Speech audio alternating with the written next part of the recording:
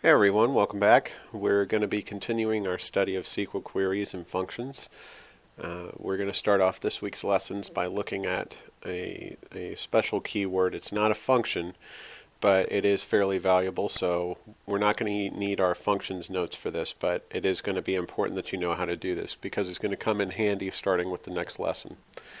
And that is the SQL keyword as. As allows us to return a field or a number of fields under a different name than what it originally uses. So to give you an example of that, we're going to look at the SKU data table. And what we've seen here is we've got the SKU, or the item number, and then the SKU description, which is the description of the item, the department, what department it's in, and so on. So what I'm going to do is I'm going to create a SQL query to give me the SKU. And we've done this a lot before. So create, query design, close this. Thankfully this time around I've learned how to make the font in my select window bigger, so hopefully that'll help for following along.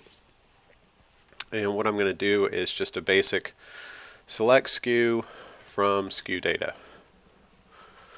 And what you guys have learned so far is that when I run this, I'll get the one field called SKU and the data from all the records for that field. Ta-da! So SKU is not necessarily the most descriptive of fields, and there is actually a way to display this record or this field in your query under a different name, and that's where the as keyword comes in. So I'm going to go back to my SQL view and demonstrate. Well, as I mentioned earlier, the SKU is just an item number, right? So I can rename it to that and do as item number. What that will do is it will pull the data in the SKU field and return it as under the field item number, which doesn't exist in our table. It just kind of does a temporary rename when we pull that data.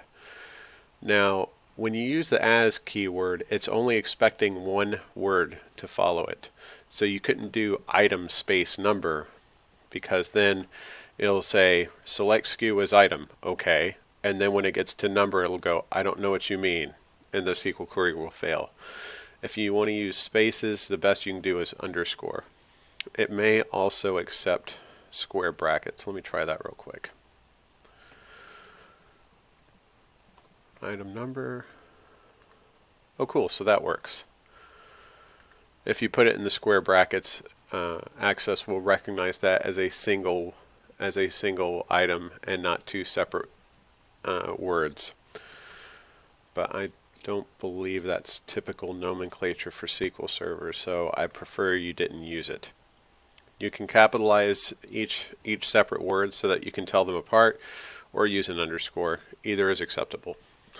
So if I run it, it pulls the data from SKU, but whoops, in my result it's called item number because that's what I told it to return as. So if I want to return more than one field this way, I still can't. We've already learned before that if I want to pull more than one field, I just list them separated by commas. So SKU description, helps if you spell correctly, department. Well, if I want to use as, I can still do this. So I'll return SKU as item number, and I can even just run this and it'll give me the field's item number filled with the data from SKU, SKU description, and department. And it didn't touch these two because I didn't rename them. I only touched SKU. I can do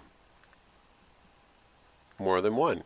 I can rename SKU description as well as item name. So now it's item number and item name, even though the source of that data was under a different name. You can still get away with that.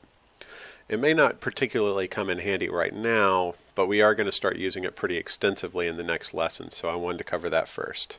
Stay tuned.